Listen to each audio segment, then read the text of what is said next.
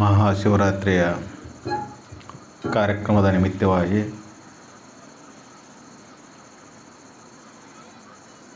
ಇವತ್ತಿನ ಈ ಕಾರ್ಯಕ್ರಮದ ದಿವ್ಯ ಸಾನ್ನಿಧ್ಯವನ್ನು ಅವರ ಅನುಪಸ್ಥಿತಿಯಲ್ಲಿ ಗುರುದೇವ ಸಮರ್ಥ ಶಿವಾನಂದರ ಪಾದದಲ್ಲಿ ಅನಂತ ಚರಣಗಳನ್ನು ಪ್ರಣಾಮಗಳನ್ನು ಸಲ್ಲಿಸುತ್ತಾ ಇವತ್ತಿನ ಈ ಕಾರ್ಯಕ್ರಮದ ಮುಖ್ಯ ಅತಿಥಿಗಳಾಗಿ ಬಂದಂಥ ಬಸವರಾಜ್ ಕೋಟೂರು ಸರಲ್ಲಿಯೂ ಮತ್ತು ಬಸವಣ್ಣ ಏಣಿಗೆಯವರಲ್ಲಿಯೂ ರತ್ನಮ್ಮಕ್ಕವರಲ್ಲಿಯೂ ಹಾಗೂ ಇಲ್ಲಿ ಬಂದು ಸೇರಿದಂಥ ಎಲ್ಲ ಆತ್ಮಬಂಧುಗಳಲ್ಲಿಯೂ ನನ್ನ ಅನಂತ ಪ್ರಣಾಮಗಳು. ಪುಣ್ಯಾತ್ಮರೇ, ಇವತ್ತಿನ ವಿಷಯವನ್ನು ಇಟ್ಟರ ನಾಗನೂರು ಸತ್ಸಂಗ ಬಳಗ ಜಾನನು ಲೌಕಿಕ ಪಾರಮಾರ್ಥವನು ನಿಜಗುಣರ ಪದ್ಯದ ಪಲ್ಲವಿಗಳನ್ನು ಇಟ್ಕೋಂತ ಹೋಗ್ಯಾರ. ನಿಜಗುಣರು ನೋಡ್ರಿ 1400-1500ನೇ ಶತಮಾನದಲ್ಲಿ ಆವಾಗ ಬರೆದಿಟ್ಟಿದ್ದ ಪದ್ಯ ಇವತ್ತಿಗೂ ಪ್ರಸ್ತುತ. ಸತ್ಯ ಯಾವಾಗಲೂ ಇರ್ತೈತೆ ಅಂತ ಬದಲಾಗೋದಿಲ್ಲ. ಲೌಕಿಕನ ಮಾಡ್ಕೊಂತ ಪಾರಮಾರ್ಥ ಮಾಡೋಕ್ಕೆ ಬರ್ತೈತಿ. ಲೌಕಿಕ ಜೀವನ ಅಥವಾ ಗೃಹಸ್ಥ ಜೀವನ ಶ್ರೇಷ್ಠವಾದಂಥದ್ದು. ಧನ್ಯೋ ಗೃಹಸ್ಥ ಅಂತ ಹೇಳ್ಯಾರ. ಗೃಹಸ್ಥ ಜೀವನ ಯಾಕೆ ಶ್ರೇಷ್ಠ ಅಂದ್ರೆ ಅಲ್ಲೇ ತ್ಯಾಗ, ಸಹನೆ, ಅನುಕಂಪ ಎಲ್ಲ ಸದ್ಗುಣಗಳನ್ನು ಅಳವಡಿಸಿಕೊಂಡಾಗ ಲೌಕಿಕ ಜೀವನ ಭಾಳ ಸರಳ ನಡೀತದೆ. ಲೌಕಿಕ ಜೀವನದಲ್ಲಿ ಯಾಕೆ ತೊಂದರೆ ಬರ್ತಾವಪ್ಪ ಅಂದ್ರೆ ಈ ಗುಣಗಳಿಲ್ಲದಕ್ಕೆ. ಅಧ್ಯಾತ್ಮನೂ ಅದನ್ನು ಹೇಳ್ತೈತಿ, ಗುಣಗಣಗಳಿಲ್ಲದ ಆತನಿಗೆ. ಗುಣಗಣಗಳಿರಲಿಲ್ಲ ಅಂದರೆ ಎಂತನದ ಮುಕ್ತಿ ಎಲ್ಲಿದಪ್ಪ? ಅದಕ್ಕೆ ಲೌಕಿಕ ಜೀವನ, ಪಾರಮಾರ್ಥ ಜೀವನ ಎರಡೂ ಭಿನ್ನ ಅಲ್ಲ ಇವು. ಲೌಕಿಕ ಜೀವನದಲ್ಲಿ ಪಾರಮಾರ್ಥವನ್ನು ಬೆರೆಸಿಕೊಂಡ್ರೆ ಆ ಜೀವನ ಬಹಳ ಸರಳ ಆಗಿಬಿಡ್ತದೆ. ನಾವೆಲ್ಲ ಈಗಿನ ಯುವ ಜನಾಂಗ ಆತೀವಿ, ಭಾಳ ಅತ್ಯಂತ ಸ್ವಲ್ಪ ಕಠಿಣ ಪರಿಸ್ಥಿತಿ ಅಂದರೂ ಅದನ್ನು ಸಹಿಸ್ಕೊಳ್ಳೋಂಥ ಶಕ್ತಿ ಇಲ್ಲ. ನಾವು ಕೇಳ್ತೇವೆ, ನೋಡ್ತೇವೆ ಪೇಪರ್ನಾಗ, ಇದ್ರಾಗ ಎಂತೆಂಥ ಕ್ಷುಲ್ಲಕ ವಿಷಯಕ್ಕಾಗಿ ಶರೀರ ತ್ಯಾಗ ಮಾಡ್ತಾವೆ, ಆತ್ಮಹತ್ಯೆ ಮಾಡ್ಕೊತಾವೆ. ಎಂತೆಂಥ ಸಣ್ಣ ವಿಷಯಕ್ಕಾಗಿ ಮನೆಯಾಗ ಬಡದಾಟ ಶುರುವಾಕ್ಕಾವು. ಒಬ್ರಿಗೊಬ್ರಿಗೆ ಸಹಕಾರ ಇಲ್ಲ, ಒಬ್ರಿಗೊಬ್ರಿಗೆ ಸಹನೆ ಇಲ್ಲ, ನಂಬಿಕೆ ಇಲ್ಲ, ವಿಶ್ವಾಸ ಇಲ್ಲ, ಸಮಾಧಾನ ಅನ್ನೋದಂತೂ ಇಲ್ಲ. ಯಾಕೆ ಈ ಜೀವನ ಹಿಂಗಾಕೈತೆ ಅಂದರೆ ಲೌಕಿಕ ಜೀವನದಲ್ಲಿ ಪಾರಮಾರ್ಥದ ಬೆರಕೆ ಕಡಿಮೆ ಆಗಿದೆ. ನಮ್ಮದು ಲೌಕಿಕ ಜೀವನಕ್ಕೆ ಮಹತ್ವ ಕೊಟ್ಟೆವು. ಆ ಮೂಲ ಉದ್ದೇಶ, ಈ ಜೀವನದ ಮೂಲ ಉದ್ದೇಶ ಪರಮಾರ್ಥ ಶ್ರೇಷ್ಠವಾದಂಥ ಚಿಂತನೆಯನ್ನು ಮಾಡೋದು ಅಂತ ತಿಳ್ಕೊಳ್ಳೋದನ್ನು ಬಿಟ್ಟೆವು. ಲೌಕಿಕ ಜೀವನ ಅಂದರೆ ಉಣ್ಣೋದು, ಉಡೋದು, ತೊಡೋದು, ಮೋಜು ಮಸ್ತಿ ಇದೇ ಜೀವನ ಅಂತ ತಿಳ್ಕೊಂಡೆವು. ಈ ಜೀವನಕ್ಕೆ ಒಂದು ಮೊದಲ ಮುಖ್ಯವಾದ ಕರ್ತವ್ಯ ಐತಿ, ಅದ ಶ್ರೇಷ್ಠವಾದಂಥದ್ದು. ಅದಕ್ಕಿಂತ ದೊಡ್ಡದು ಮತ್ತೊಂದು ಯಾವುದಿಲ್ಲ ಅನ್ನೋವಂಥ ಸತ್ಯವನ್ನು ಮರೆತೇವೆ. ಜಾನನಾದವನ ಅದನ್ನು ತಿಳ್ಕೊಂಡು ಇದನ್ನು ಮಾಡ್ತಿರ್ತಾನೆ, ಅದನ್ನು ಒಳಗಿಟ್ಟುಕೊಂಡು ಇದನ್ನು ಮಾಡ್ತಿರ್ತಾನೆ. ನಾವು ಅದನ್ನು ಮರೆತು ಇದನ್ನು ಮಾಡಾಕತ್ತೇವು, ಅದಕ್ಕೆ ಇದು ಸರಿ ಹೋಗಲ್ಲಾಗೈತಿ. ಎಂದು ನಾವು ಅದನ್ನು ನೆನಪಿಟ್ಟುಕೊಂಡು ಇದನ್ನು ಮಾಡೋಕ್ಕೆ ಶುರು ಮಾಡ್ತೇವೆ ಅಂದು ಇದು ಬಹಳ ಸರಳ ಆಗಿಬಿಡ್ತದೆ. ಯಾಕೆ ಮರೆತೇವು ಅಂದರೆ ಜಗತ್ತು ಬರೀ ವಿಷಯಗಳ ಬೆನ್ನು ಹತ್ತೈತಿ. ಅಂತಃಕರಣದಲ್ಲಿ ಏನಾಗೈತಿ, ವಿಷಯಾದಿಗಳ ಮೇಲಿನ ಮಮಕಾರದಿಂದ ಮನುಷ್ಯತ್ವವನ್ನು ಕಳ್ಕೊಂತ ಹೊಂಟಾನ. ಒಬ್ರನ್ನೊಬ್ರು ನೋಡಿದರೆ ಕರುಣೆ ಅನ್ನೋದಿಲ್ಲ, ಒಬ್ರಿಗೊಬ್ಬರು ಸಹಾಯ ಮಾಡಬೇಕು ಅನ್ನೋದಿಲ್ಲ, ಅಣಕಂಪಿಲ್ಲ. ಒಬ್ರನ್ನೊಬ್ರು ನೋಡಿದರೆ ದ್ವೇಷ, ಅಸೂಯೆ, ಮೋಸ, ವಂಚನೆ ಇದು ಸಮಾಜದೊಳಗೆ ನಡೆದದ್ದು. ಎಲ್ಲಿವರೆಗೆ ಇದು ಹೆಚ್ಚಿಗೆ ಹಾಕುವಂಥ ಹೋಗ್ತತಿ ಅಲ್ಲಿವರೆಗೆ ಸಮಾಜ ಕೆಟ್ಕೊಂತ ಹೋಗ್ತತಿ, ಸಮಾಧಾನ ಕೆಟ್ಕೊಂತ ಹೋಗ್ತತಿ. ಒಂದು ಮನೆಯೊಳಗೆ ಶಾಂತಿ ಇರಬೇಕಂದ್ರೆ ಅಲ್ಲಿ ಒಬ್ಬನರ ಶಾಂತಿ ಪುರುಷ ಇರಬೇಕು, ಗಂಡರ ಶಾಂತಿ ಇರಬೇಕು, ಇಲ್ಲ ಹೆಂಡತಿಯರ ಶಾಂತಿ ಇರಬೇಕು.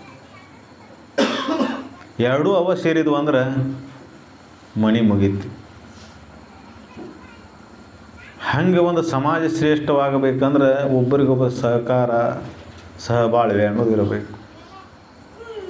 ಎಂದು ನಮ್ಮ ಜೀವನದಲ್ಲಿ ಈ ತತ್ವಗಳನ್ನು ಅಳವಡಿಸಿಕೊಡೋದಿಲ್ಲ ಅಲ್ಲಿವರೆಗೆ ನಮ್ಮ ಅಂತರಂಗದಲ್ಲಿ ಸಮಾಧಾನ ಇರುವುದಿಲ್ಲ. ಶ್ರೇಷ್ಠವಾದ ಚಿಂತನೆಗಳನ್ನು ನಮ್ಮ ಜೀವನದಲ್ಲಿ ಅಳವಡಿಸಿಕೊಳ್ಳಲಾರದ ಜಗತ್ತು ಪಾಶ್ಚಿಮಾತ್ಯ ಅನುಕರಣೆಯಿಂದ ಆ ದೇಶದೊಳಗೆ ಹಂಗೆ ಮಾಡ್ತಾರೆ, ಈ ದೇಶದಾಗ ಹಿಂಗೆ ಮಾಡ್ತಾರೆ ಅಂತ ಅವರ ಅನುಕರಣೆಗಳನ್ನು ನಮ್ಮ ದೇಶದೊಳಗೆ ತೊಗೊಂಬಂದು ನಾವು ಆಚರಣೆ ಮಾಡಕತ್ತೇವೆ. ಯಾವ ಕಾಲಕ್ಕೆ ಹುಟ್ಟುಹಬ್ಬ ಆಚರಣೆ ಮಾಡ್ಕೊತಿದ್ರಿ? ನಮ್ಮ ಸಂಸ್ಕಾರಗಳನ್ನು ಭಿನ್ನ, ನಮ್ಮ ಸೋಡ ಸಂಸ್ಕಾರಗಳನ್ನು ಕೊಡ್ತಾರೆ, ನಮ್ಮಲ್ಲಿ ಅದಾವ ಸಂಸ್ಕಾರಗಳಿಲ್ಲ ಅಂತ ಅವನು ಬಿಟ್ಟೇವು. ನಾವು ಅನ್ಯರ ಸಂಸ್ಕಾರಗಳನ್ನು ನಮ್ಮದು ಮಾಡ್ಕೊಳಕ್ಕೆ ಹೊಂಟೇವು. ಅವ್ರದ್ದು ಅರ್ಥಹೀನ ಬದುಕು, ಅವರಿಗೆ ಕುಟುಂಬ ವ್ಯವಸ್ಥೆ ಅನ್ನೋದೇ ಇಲ್ಲ. ಅಂಥ ಜೀವನವನ್ನು ನಾವು ಅನುಕರಣೆ ಮಾಡ್ಕೊತ ನಮ್ಮ ಸಮಾಜನೂ ಹಂಗೆ ಹೊಂಟತಿ. ಅದಕ್ಕೆ ನಾವು ಎಚ್ಚರ ಆಗಬೇಕಾಗೈತಿ.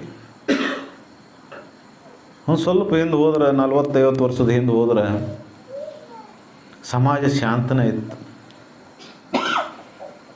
ಅಲ್ಲಿ ವೈಯಕ್ತಿಕ ಹಿತಾಸಕ್ತಿ ಇರಲಿಲ್ಲ, ಸ್ವಾರ್ಥ ಅನ್ನೋದಿರಲಿಲ್ಲ. ಮನೆಯೊಳಗೆ ಹಿರಿಯ ಆದವ ಸ್ವಾರ್ಥ ಇರಲಿಲ್ಲ. 2-3 ಮಂದಿ ಅಣ್ತಂಬ್ರಿದ್ರೆ ಎಲ್ಲ ಮಕ್ಕಳು ತನ್ನ ಮಕ್ಕಳು ಅಂತಿದ್ನ. ಇವತ್ತು ಹಂಗಿಲ್ಲ, ಸ್ವಾರ್ಥ ಒಳಗೆ ತುಂಬಿಕೊಂಡತಿ. ಯಾವಾಗ ಮನುಷ್ಯನಲ್ಲಿ ಸ್ವಾರ್ಥ ಹೆಚ್ಚಿಗೆ ಹಾಕ್ಕೊಂತ ಹೋಗತಿ, ಮೊದಲು ಕೆಡೋದು ಅವನ ಮನಸ್ಥಿತಿನ. ಅವನಲ್ಲಿ ಸಮಾಧಾನ ಅನ್ನೋದು ಹೋಗಿಬಿಡ್ತದೆ. ಅವನಲ್ಲಿ ದುರ್ಗುಣಗಳು ತುಂಬ್ಕೊಂತ ಹೋಗ್ತಾವೆ. ಆ ಸ್ವಾರ್ಥ ಭಾವನೆಯಿಂದ ರಾಗದ್ವೇಷಾದಿಗಳು ಹುಟ್ಕೊಂತ ಹೋಗ್ತಾವೆ. ನಂದು ಬೇರೆ ಅವ್ರದ್ದು ಬೇರೆ, ನಂದು ಬೇರೆ ಇವ್ರದ್ದು ಬೇರೆ, ಈ ಭಾವ ಅಂತಃಕರಣದೊಳಗೆ ಹುಟ್ಟಿದ ಮೇಲೆ ಅಲ್ಲಿ ದ್ವೇಷ ಹೆಸುಗಳು ತನ್ನಿಂದ ತಾನೇ ಹುಡ್ತಾವೆ. ಅದರಿಂದ ಮೋಸ ವಂಚನೆ ಶುರುವಾಗ್ತಾವೆ. ಅದಕ್ಕೆ ಮನೆಯೊಳಗೆ ಸಮಾಧಾನವನ್ನು ಕೆಟ್ಕೊಂತ ಹೋಗುತ್ತೆ. ಈ ಸಮಾಧಾನವನ್ನು ನಾವು ಪಡಿಬೇಕಾಗಿತ್ತಂದ್ರೆ ಮತ್ತೆ ಹಿಂದೆ ತಿರುಗಬೇಕು. ನಾವು ಹಿಂಗೆ ಪಾಶ್ಚಿಮಾತ್ಯ ಅನುಕರಣೆಯಿಂದ ಮುಂದೆ ಹೋದ್ವಿ ಅಂದ್ರೆ ಮನೆಗಳಲ್ಲಿ ಸಮಾಧಾನ ಉಳಿದಿಲ್ಲ. ಭಾಳ ಛಿದ್ರ ಹಾಕೋತ ಹೋಗುತ್ತೆ. ಗಂಡ ಹೆಂಡತಿ ಮೇಲೆ, ಹೆಂಡತಿ ಗಂಡನ ಮೇಲೆ ನಂಬಿಕಿಲ್ಲ, ತಂದೆ ತಾಯಿಗೆ ಮಕ್ಕಳ ಮೇಲೆ ನಂಬಿಕಿಲ್ಲ, ಮಕ್ಕಳಿಗೆ ತಂದೆ ತಾಯಿ ಮೇಲೆ ನಂಬಿಕಿಲ್ಲ. ಪರಿಸ್ಥಿತಿ ಇಷ್ಟು ವಿಪರೀತ ಬರ್ತೈತಲ್ಲ. ಅಂತ್ಯಕಾಲದೊಳಗೆ ಅವರು ಪಾಶ್ಚಿಮಾತ್ಯರು ಹೆಂಗೆ ಅನುಕರಣೆ ಮಾಡ್ತಾರಲ್ಲ ಹಂಗೆ ನಾವು ಅನುಕರಣೆ ಮಾಡಿದ್ರೆ ನಮ್ಮ ಸೇವಾ ಸಹಕಾರಕ್ಕೆ ನಾವು ಹಿಂತಿಂತಾರು ಹೊರಬೇಕಂತ ರೊಕ್ಕ ಮೊದಲ ಜಮಾ ಮಾಡಿ ಹೋಗ್ಬೇಕಾಕತಿ. ಅದಕ್ಕೆ ಎಷ್ಟು ಮಂದಿ ಬೇಕು, ಎಷ್ಟು ಖರ್ಚಾಕತಿ, ಅದನ್ನು ಇದ್ದಾಗ ಕೈಯಾಗಿದ್ದಾಗ. ಯಾಕೆ ಮಕ್ಕಳ ಮೇಲೆ ನಂಬಿಕಿಲ್ಲ. ಭಾಳ ಕಲಿತಾರದು ಮತ್ತು ಇದಕ್ಕಿಂತ ವಿಚಿತ್ರ ಐತಿ. ಭಾಳ ಕಲಿತಂಥ ವಿದ್ಯಾವಂತ ಮಕ್ಕಳು ಅದಾರಲ್ಲ, ಅವ್ರದ್ದು ಇನ್ನೂ ವಿಚಿತ್ರ ಐತಿ. ಅವರೆಲ್ಲೇ ಬೇರೆ ದೇಶದಾಗ ಹೋಗಿ ಕುಂತಿರ್ತಾರೆ, ಇಲ್ಲಿ ಅಪ್ಪ ಅವ್ವ ಸತ್ತಿರ್ತಾರೆ. ಸತ್ರ ಹೇಳ್ತಾರೆ ಅಲ್ಲೇ ರೊಕ್ಕ ಕಳಿಸ್ತೀನಿ ಮಾಡಿಬಿಡ, ವಿಡಿಯೋ ಕಾಲ್ ಮಾಡಿ ತೋರಿಸು ನನಗೆ. ಎಂಥ ಸಂಸ್ಕಾರ! ಅಷ್ಟೊಂದು ಕಷ್ಟಪಟ್ಟು ಅವ್ರಿಗೆ ಕಲಿಸಿ, ವಿದ್ಯೆ ಕಲಿಸಿ, ಅವರು ನಿನ್ನ ಕಷ್ಟ ಕಾಲದಾಗ ಆಗ್ಲಿಕ್ಕಂದ್ರೆ ಎಂಥ ಸಂಸ್ಕಾರ ಬೆಳೆಸಾಕ್ತೇವೆ ನಾವು. ಅದಕ್ಕೆ ಮನುಷ್ಯ ಸ್ವಲ್ಪ ಎಚ್ಚರಗೊಳ್ಳು. ನೀನು ಸಿರಿ ಸಂಪತ್ತು ಪದವಿ ಪಟ್ಟಗಳನ್ನು ಪಡೆಯಂತ ನಿನ್ನ ಮಕ್ಕಳಿಗೆ ಕಲಿಸಬೇಡ. ಉತ್ತಮ ಸಂಸ್ಕಾರಗಳನ್ನು ಕಳಿಸು. ಪಾರಮಾರ್ಥ ಅಂದ್ರೆ ಅದ ಉತ್ತಮ ಸಂಸ್ಕಾರವನ್ನು ಕೊಟ್ಕೋತ ಹೋಗೋದು. ಇದಕ್ಕೆ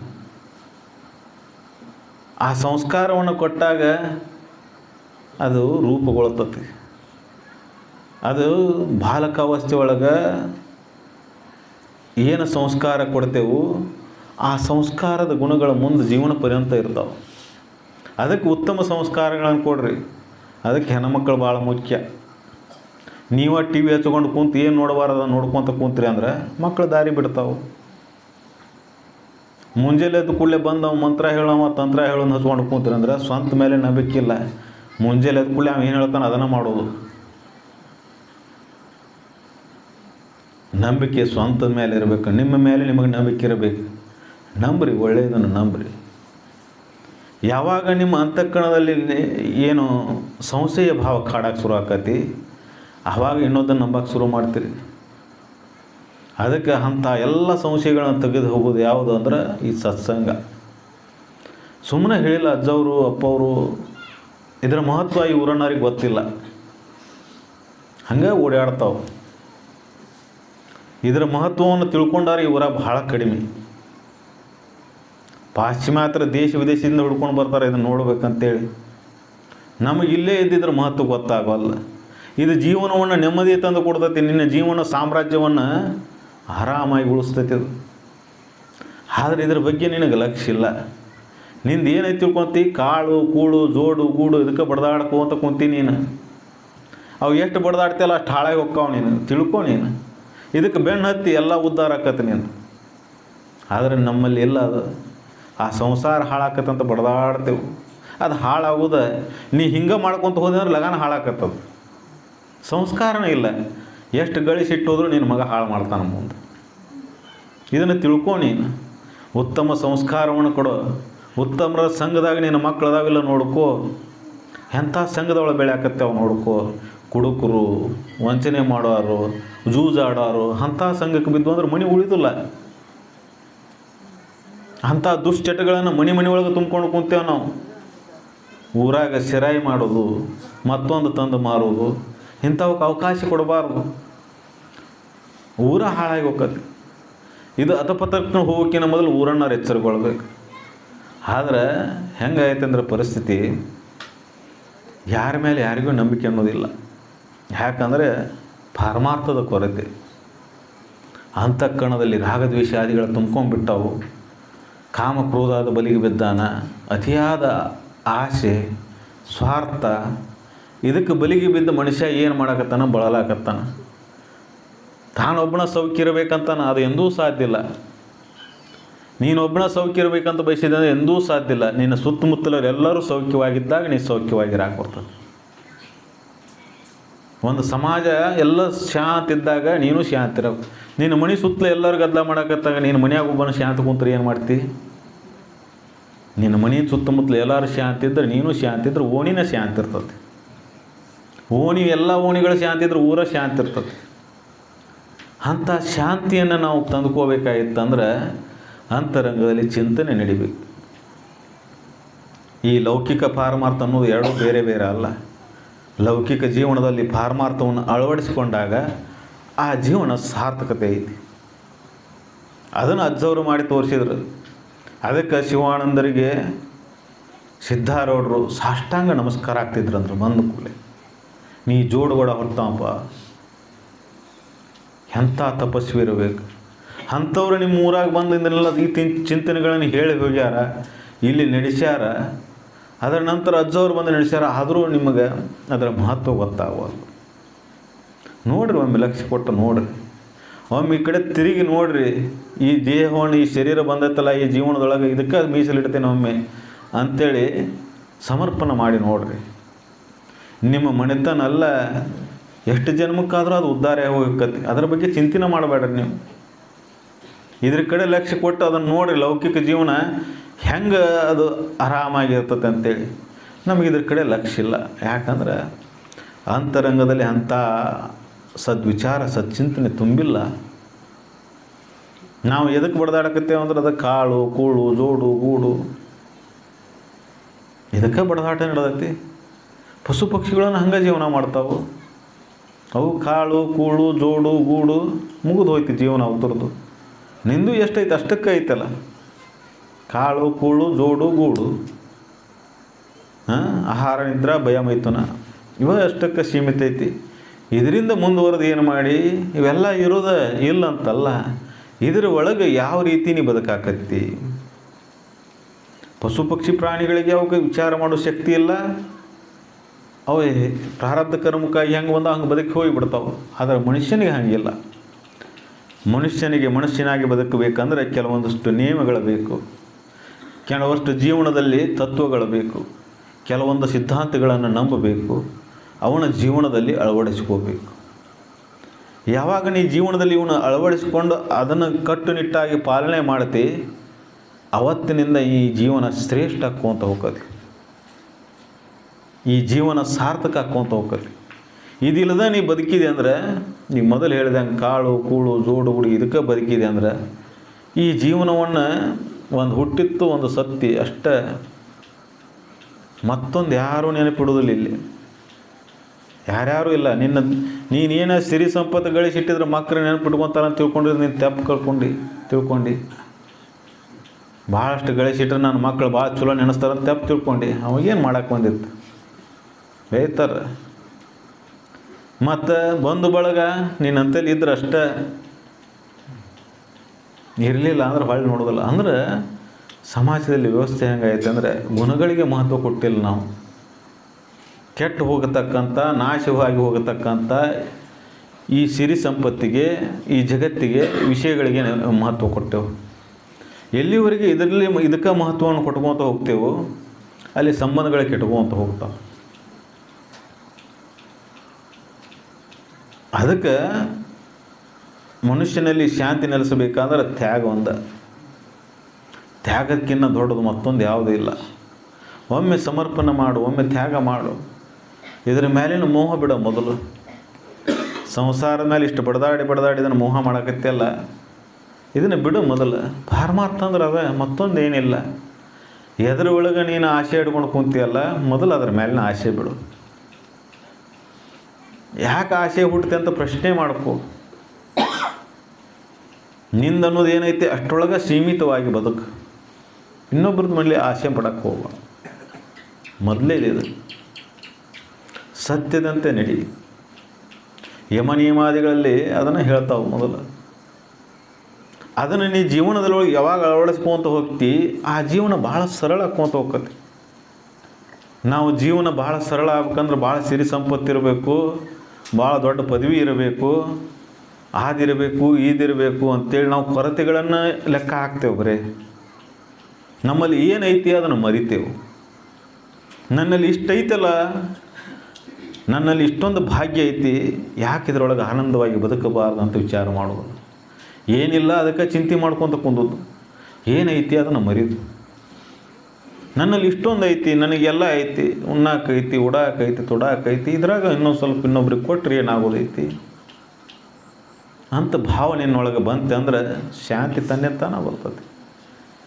ನನಗೆ ಇನ್ನೂ ಸಾಕಾಗಿಲ್ಲ, ಇನ್ನೂ ಬೇಕು ಅನ್ನೋದು ಬಂತೆ ಅಂದ್ರೆ ಅಲ್ಲಿದ್ದ ಶುರು ಆಗಿಬಿಡ್ದಟ್ಟು ಬಡದಾಟ. ಅದಕ್ಕೆ ಅಂತ ನಾವು ಕೇಳ್ತೇವೆ. ಇದನ್ನೆಲ್ಲ ಕೇಳಿ ನಾವು ಜೀವನದಲ್ಲಿ ಆಚರಣೆ ತೊಗೊಂಬರೋದಿಲ್ಲ. ಸಮಸ್ಯೆ ಎಲ್ಲೈತೆ ಅಂದ್ರೆ ನಾವು ಪಾರಮಾರ್ಥ ಕೇಳೋಕಷ್ಟ ಚಂದ, ಮಾಡೋದು ಹಿಂಗಾರಿ. ನಾವು ಕೇಳ್ತೇವೆ ಯಾರ್ಯಾರಿಗೆ ಹೆಂಗೆ ಬದುಕಿದ್ರು, ಹೆಂಗೆ ಆಯ್ತು ಅಂತ ಕಥೆಗಳ ಪುರಾಣಗಳನ್ನೆಲ್ಲ ಕೇಳ್ತೇವೆ. ಒಂದೊಂದು ತಪ್ಪು ನಡೆಯಿಂದ ಎಷ್ಟೆಷ್ಟು ಪಶ್ಚಾತ್ತಾಪ ಪಟ್ಟರು ಅನ್ನೋದು ಕೇಳ್ತೇವೆ. ಆದರೂ ನಮ್ಮ ಜೀವನದಲ್ಲಿ ನಮ್ಮ ತಪ್ಪುಗಳನ್ನು ಸರಿ ಮಾಡ್ಕೊಳಕ್ಕೆ ಪ್ರಯತ್ನ ಮಾಡೋದಿಲ್ಲ. ಇನ್ನೊಬ್ಬರ ಕಡೆನೇ ಬಟ್ಟು ಮಾಡಿ ತೋರಿಸ್ತೇವೆ. ಅವ ಹಂಗೆ ಮಾಡಿದ್ದ, ಅದಕ್ಕೆ ನಾ ಹಿಂಗೆ ಮಾಡಿದ್ನಿ. ಅವ ಹಂಗೆ ಮಾಡೋಲಕ್ಕೆ ನೀ ಹಿಂಗೆ ಯಾಕೆ ಮಾಡಿದಿ? ಅವನ ಹಿಂಬಾಲ, ನಿಂದು ನಿನ್ನ ಹಿಂಬಾಲ. ಅವ ಮಾಡಿದ ಕರ್ಮದ ಫಲ ಅವಂಗೆ ಬರ್ತತಿ. ನೀನು ಅವ ಮಾಡ್ಯಾನಂತ ಮಾಡಿದೆ ಅಂದರೆ ಆ ಕರ್ಮದ ಫಲ ನಿನಗೆ ಬರ್ತತಿ. ಅದಕ್ಕೆ ದ್ವೇಷ ಅಸೂಯೆಗಳನ್ನು ಬಿಡಬೇಕು. ಒಬ್ಬರಿನಿಂದ ಮತ್ತೊಬ್ಬರಿಗೆ ಏನು ದ್ವೇಷ ಅಸೂಯೆಗಳು ಹುಟ್ಟುತ್ತಾವಲ್ಲ, ನೋಡ್ರಿ ಎದ್ರದಕ್ಕೆ ಬಡ್ದಾಡ್ತಾನೆ ಜೀವನದೊಳಗೆ ಮನುಷ್ಯ. ಸಣ್ಣ ಸಣ್ಣ ವಿಷಯಕ್ಕೆ ಬಡ್ದಾಡ್ತಾನೆ. ಒಂದಿಗೇನು ಜಗಕ್ಕೆ ಬಡ್ದಾಡೋದಿಲ್ಲ, ಒಂದು ಜಾಲಿ ಮರಕ್ಕೆ ಎದಕ್ಕೆ ಬಡದಾಡಿಲ್ಲ ಜೀವನದೊಳಗೆ ಮನುಷ್ಯ.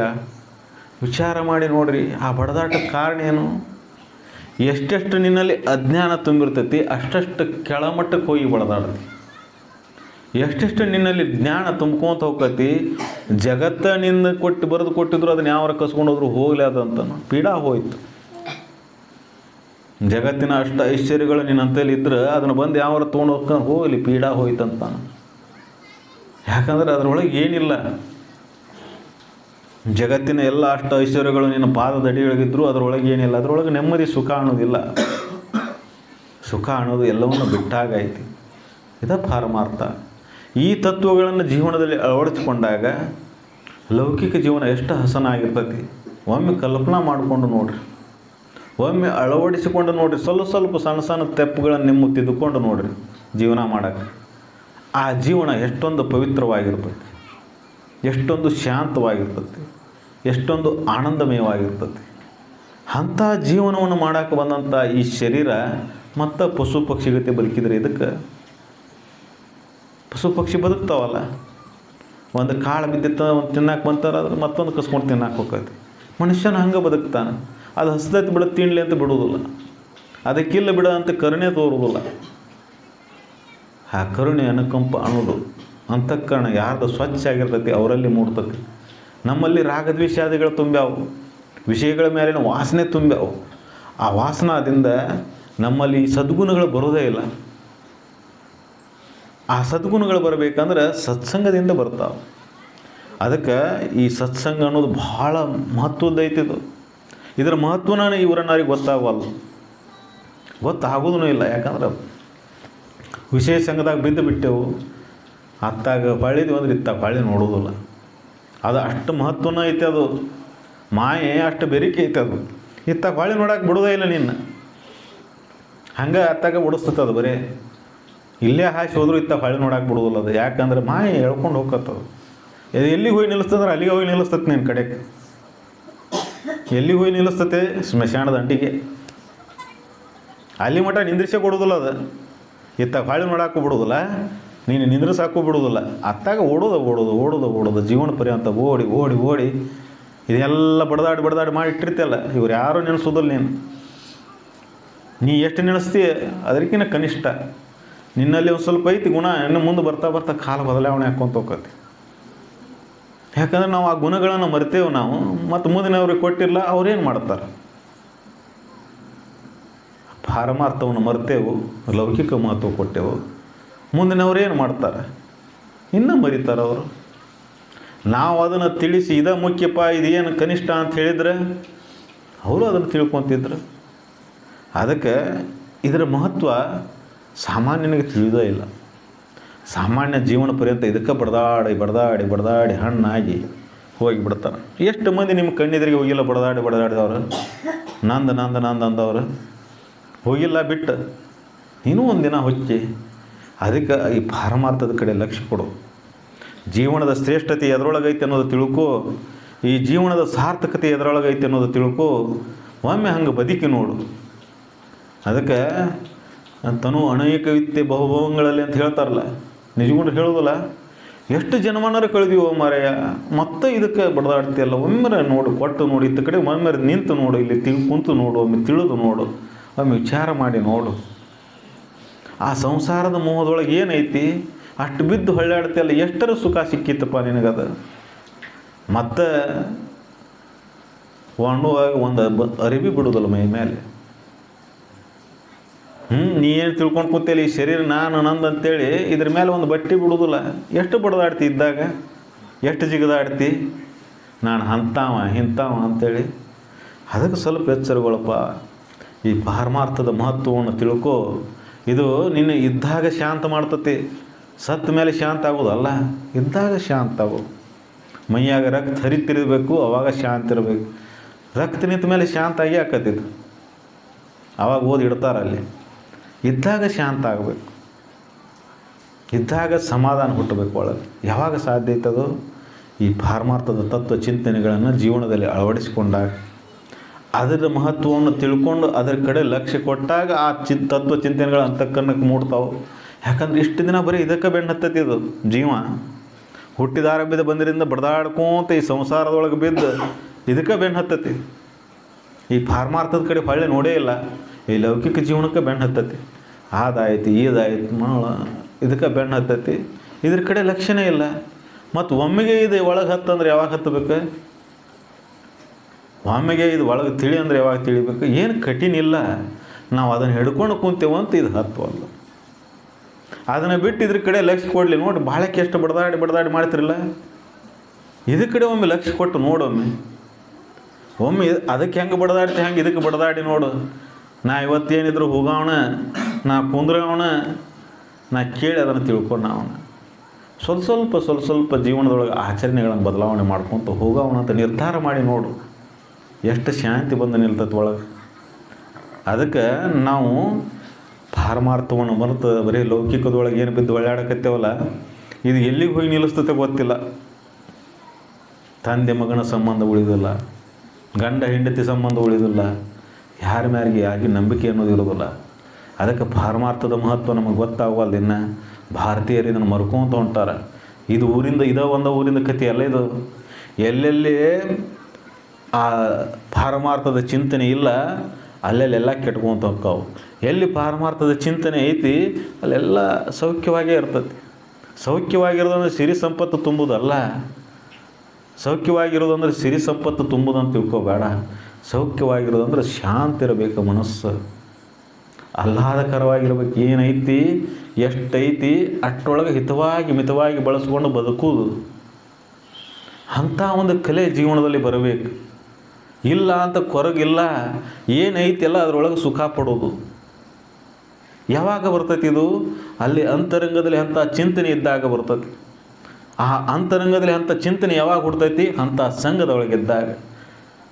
ಹರಿಬಿಡಿ ಒಳಗೆ ಹೋಗಿ ನೋಡ್ರಿ, ಹೇಳಿದ್ನಲ್ಲ ಆಗಲಿ ಉಮೇಶ,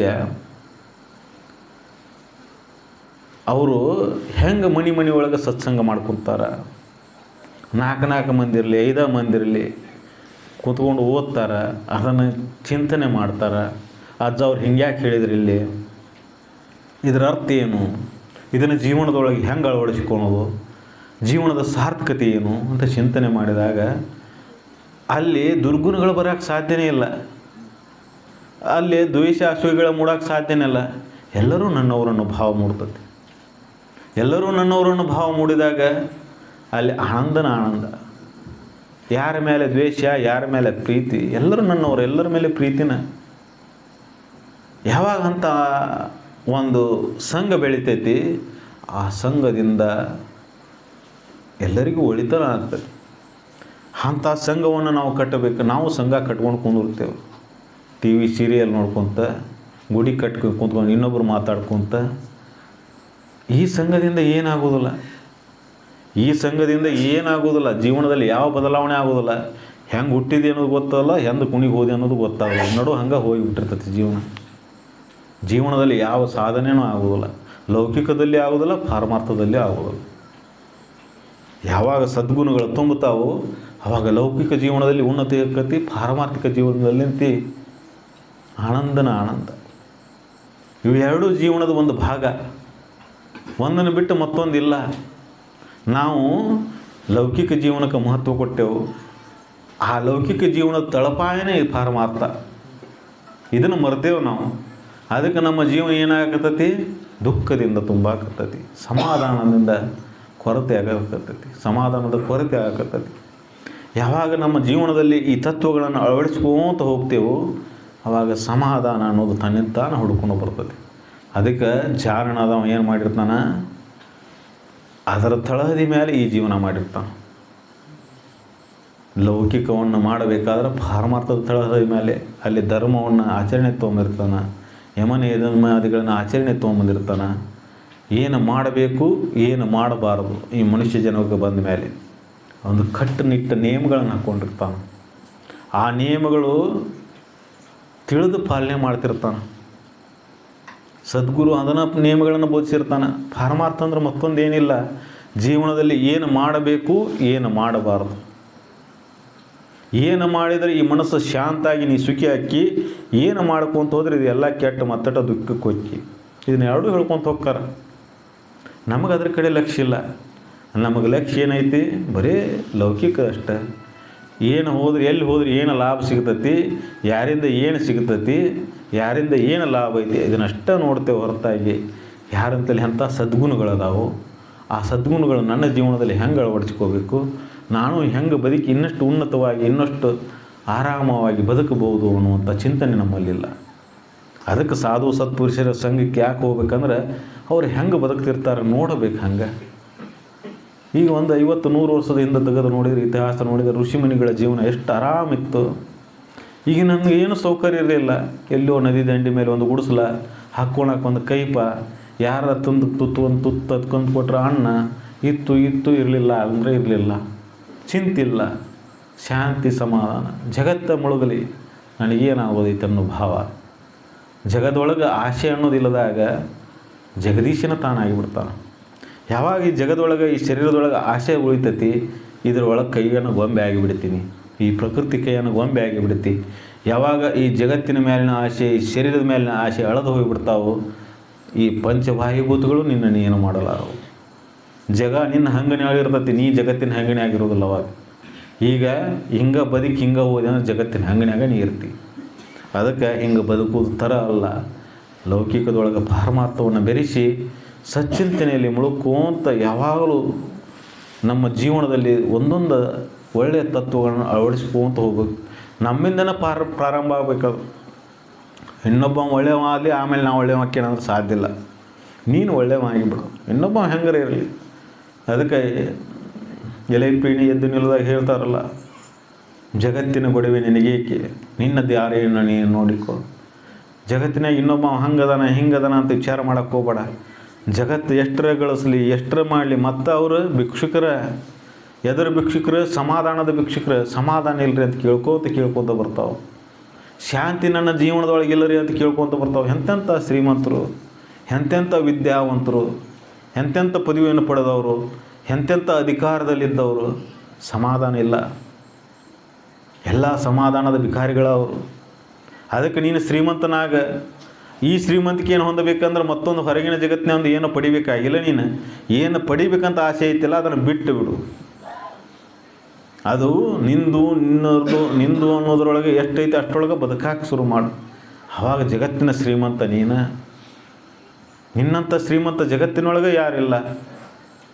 ನಿನ್ನದನ್ನೋದ್ರೊಳಗೆ ಬದುಕಿ ಅದನ್ನು ಹಿತವಾಗಿ ಮಿತವಾಗಿ ಋತುಗಳಿಗನುವಾಗಿ ಉಪಯೋಗ ಮಾಡ್ಕೊತ ಹೋದೆ ಅಂದ್ರೆ ನಿನ್ನಂಥ ವಿದ್ಯಾವಂತ ಜಗತ್ತಿನೊಳಗೆ ಯಾರೂ ಇಲ್ಲ. ಜಗತ್ತಿನ ವಿದ್ಯಾಗಳು ಎಲ್ಲ ಇದಕ್ಕಾಗಿದಾವೆ. ನೀ ಏನಿಲ್ಲದ ಆರಾಮದಿಯಲ್ಲ. ಆ ಜಗತ್ತಿನ ವಿದ್ಯೆ ಅವಶ್ಯಕತೆ ಏನು ನೀನು? ಜಗತ್ತಿನ ವಿದ್ಯೆಗಳು ಎದಕ್ಕೆ? ಹೊಟ್ಟಿಗಾಗಿ, ಏನು ಬಟ್ಟಿಗಾಗಿ. ನೀ ಯಾವುದರ ಕೆಲಸ ಮಾಡು. ಎದಕ್ಕಪ್ಪ? ಒಕ್ಕಲ್ತನ ಮಾಡು, ಮತ್ತೊಂದು ಮಾಡು, ಡಾಕ್ಟರ್ ಆಗು, ಇಂಜಿನಿಯರ್ ಆಗು, ಮಿನಿಸ್ಟರ್ ಆಗು, ಏನಾದರೂ ಹೊಟ್ಟಿಗೆ ಬಟ್ಟಿಗೆ. ಅದಕ್ಕಿಂತ ಹೆಚ್ಚಿಂದ ಏನೈತಿ? ಆದರೆ ಇವನ್ನೆಲ್ಲವನ್ನೂ ಪಡೆದ್ರೂ ನೀನು ಶಾಂತಿ ಉಳಿತೈತನೋ ಇಲ್ಲ. ಹೊಟ್ಟೆ ತುಂಬ ಕೂಳು ಹಾಕಿದ್ರೆ ನಿದ್ದೆ ಹತ್ತೈತೆ ಅಂತ ತಿಳಿದೇನ? ನೆತ್ತಿ ಖಾಲಿ ಆದಾಗ ನಿದ್ದೆ ಹತ್ತತಿ. ನೆತ್ತಿ ತುಂಬ ಇಲ್ಲದೆಲ್ಲ ವಿಚಾರ ಇಟ್ಕೊಂಡು ಹೊಟ್ಟೆ ತುಂಬ ಕೂಳು ತಿಂದ್ರೆ ನಿದ್ದೆ ಹತ್ತತಿ ಅಂತೇನು? ಬೆಳತಾನ ಗುರ್ಕೊಂಡು ಕುಂದಿರ್ತಿ. ನೆತ್ತಿ ಶಾಂತ ಆಗಿರಬೇಕು. ಹೊಟ್ಟೆ ತುಂಬಿರಲಿಲ್ಲ ಅಂದ್ರೆ ನಿದ್ದೆ ಬರ್ತದೆ. ನಮ್ಮದು ಹೊಟ್ಟಿಗೆ ಬಟ್ಟಿಗೆ ಕೊರತಿಲ್ಲ. ನೆತ್ತಿ ಒಳಗೆ ಏನು ತುಂಬೈತಿ? ವಿಷ ತುಂಬೈತಿ. ಜಗತ್ತಿನ ಮೇಲೆ ಆಸೆ ತುಂಬೈತಿ. ರಾಗದ್ವೇಷಾದಿಗಳು ತುಂಬ್ಯಾವು. ಸಮಾಧಾನ ಹೋಗಿಬಿಟ್ಟತಿ. ಅದಕ್ಕೆ ಶಾಂತಿ ಇಲ್ಲ. ಸಹಜವಾಗಿ ಬರ್ತಕ್ಕಂಥ ನಿದ್ದಿಲ್ಲ.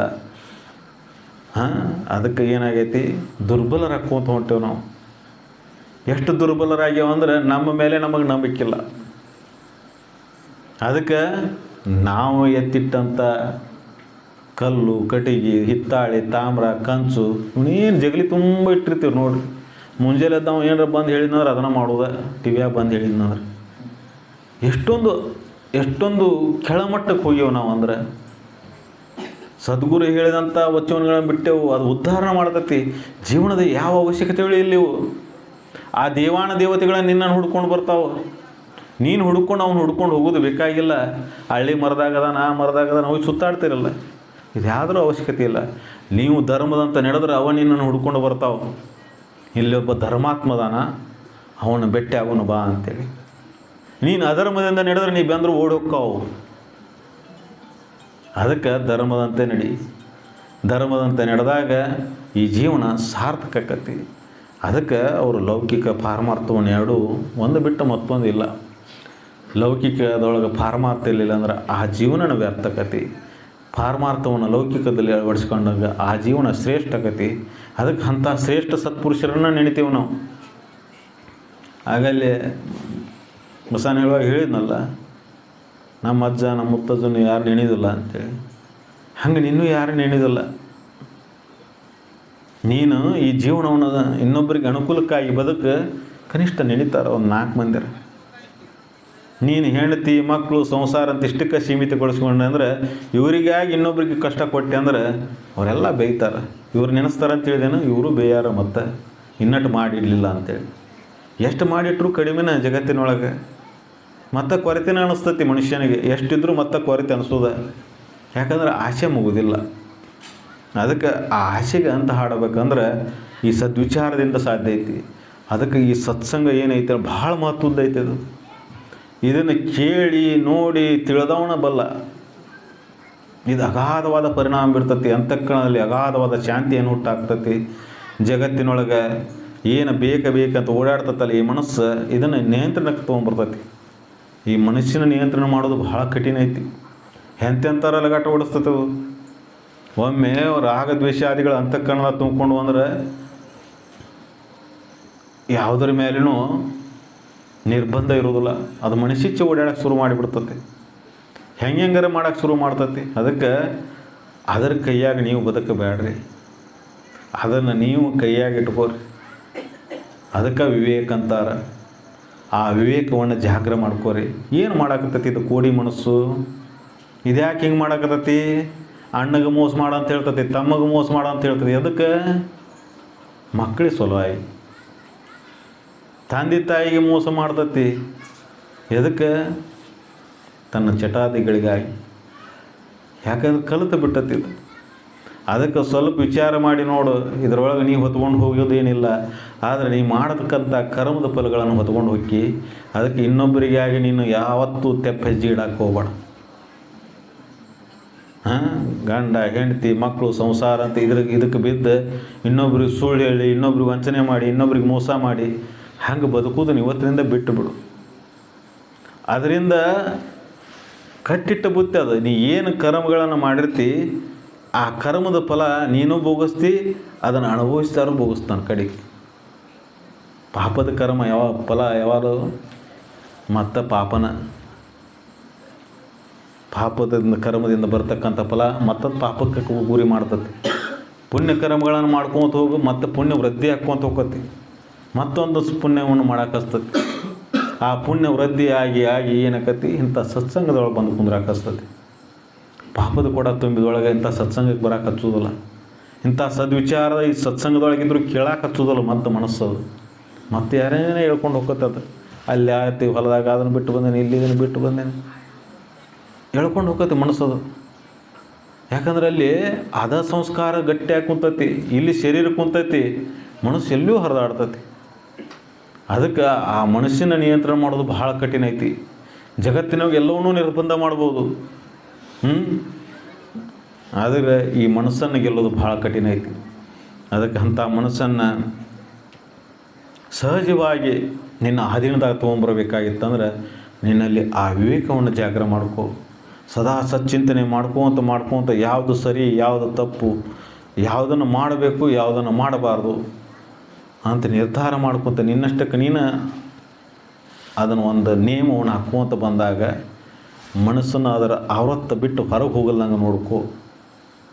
ಆವಾಗ ಅದಕ್ಕೆ ಸರಿಯಾದ ಪಾಠವನ್ನು ಹೇಳ್ಕೊತ ಬಂದಾಗ ಅದು ಮನಸ್ಸು ನಿಶ್ಚಲ ಹಾಕ್ಕೊತ ಬರ್ತದೆ. ಅದು ಅಜ್ಞಾನದಿಂದ ಚಂಚಲ ವೃತ್ತಿ ಆಗೈತಿ, ಸುಜ್ಞಾನದಿಂದ ನಿಶ್ಚಲ ವೃತ್ತಿಗೆ ಹೋಗ್ತೈತಿ. ಅದಕ್ಕೆ ದಿನ ಸತ್ಸಂಗದೊಳಗಿದ್ಕೊಂಡು ಏನು ಕಲಿದಪ್ಪ ಅಂದ್ರೆ ಇದನ್ನು ಏನು ಮಾಡಬೇಕು ಏನು ಮಾಡಬಾರ್ದು ಜೀವನದೊಳಗೆ ಇದನ್ನು ಮಾಡ್ಕೊತ ಹೋಗೋದು. ಎದಕ್ಕಂದ್ರೆ ಈ ಜೀವನವನ್ನು ಪಾವನ ಮಾಡ್ಕೊಳಕ್ಕೆ. ಅದಕ್ಕೆ ನಮ್ಮ ಜೀವನ ಎಲ್ಲ ಸತ್ಯದಿಂದ ತುಂಬಿರಬೇಕು, ಪರಹಿತಕ್ಕಾಗಿ ಬದುಕಬೇಕು. ಅಂದಾಗ ಈ ಜೀವನ ಸಾರ್ಥಕ ಆಕತಿ. ಅದಕ್ಕೆ ಜಾನನು ಇವನ್ನೆರಡೂ ಮಾಡ್ಕೊತ ಹೋಗ್ತಾನೆ. ಒಂದರೊಳಗೆ ಮತ್ತೊಂದು ಹಾಸೋಕ್ಕಾಗಿ ಜೀವನದೊಳಗೆ ಏನು ಕೆಲಸ ಮಾಡ್ತಿರ್ತಿ ಅದರೊಳಗೆ ಆ ಸತ್ಯದ ತಳಹದಿಯ ಮೇಲೆ ಇರಬೇಕು. ಪರೋಪಕಾರಾಯ ಫಲಂತಿನದ್ಯ, ಪರೋಪಕಾರಕ್ಕೆ ಫಲ ಕೊಡ್ತೈತಿ. ಗಿಡ ಮರ ಪರೋಪಕಾರಕ್ಕಾಗಿ ಈ ನದಿ ಹರಿತೈತಿ. ಆದರೆ ಮನುಷ್ಯ ಪರೋಪಕಾರಕ್ಕಾಗಿ ಏನು ಮಾಡ್ಯಾನ? ಗಿಡ ಮರಗಳಿಗೆ ಏನು ಅವಶ್ಯ ಇತ್ತು? ಅವು ಹಣ್ಣು ಕೊಡ್ತಾವು, ನದಿ ಹರಿತಾವು, ಇವೆಲ್ಲ ನಡೆದಾವು ಪ್ರಕೃತಿ ಒಳಗೆ. ಸೂರ್ಯ ಹುಡ್ತಾನ, ಸೂರ್ಯ ಮುಳುಗ್ತಾನ, ಋತುಚಕ್ರಗಳು ಬದಲಾವಣೆ ಆಗ್ತಾವೆ, ಮಳೆ ಸುರಿತೈತಿ, ಗಾಳಿ ಬೀಸ್ತತಿ. ಏನು ಅವಶ್ಯ ಇತ್ತು? ಮನುಷ್ಯ ಅದನ್ನು ಹಿತವಾಗಿ ಮಿತವಾಗಿ ಬಳಸಿಕೊಂಡು ಸದಾ ಸಚ್ಚರಿಯಾಗಿ ಸಜ್ಜೀವನವನ್ನು ಮಾಡ್ಕೊತ ಅದನ್ನು ಉಪಯೋಗ ಮಾಡಿಕೊಂಡು ಮನುಷ್ಯ ಜೀವನ ಮುಕ್ತನಾಗಲಿ ಅಂತ ಇಷ್ಟೊಂದು ಉಪಕಾರ ಮಾಡ್ತಾವೆ ನಮಗೆಲ್ಲ. ನಾವು ಮನುಷ್ಯನಾಗಿ ಮತ್ತೊಂದು ಜೀವಿಗೆ ಉಪಕಾರ ಮಾಡಬೇಕು ಮಾಡಬಾರ್ದು? ಇಲ್ಲ, ಇಷ್ಟೆಲ್ಲ ಉಪಕಾರ ನಡೆದೈತಿ, ಕುಡಿಯೋಕೆ ನೀರು ಐತಿ, ತಿನ್ನೋಕೆ ಆಹಾರ ಐತಿ, ಎಲ್ಲ ಇದ್ದು ಸದ್ಯಕ್ಕೆ ಮತ್ತೊಂದು ಜೀವಿಗೆ ಉಪಕಾರ ಆಗುವಂಗೆ ಬದುಕಲಿಲ್ಲ ಅಂದ್ರೆ ಈ ಬದುಕು ಎಷ್ಟು ಕನಿಷ್ಠ ಆಕೈತಿ ಅನ್ನೋದು ವಿಚಾರ ಮಾಡಬೇಕು. ಅದಕ್ಕೆ ಜೀವನದ ತಳಪಾಯ ಅಧ್ಯಾತ್ಮ ಅಥವಾ ಪಾರಮಾರ್ಥ. ಅದನ್ನು ತಳಪಾಯದ ಮೇಲೆ ಯಾರ ಜೀವನವನ್ನು ರೂಪಿಸ್ಕೊಳ್ತಾರ ಅವರ ಜೀವನ ಪಾವನಕತೆ.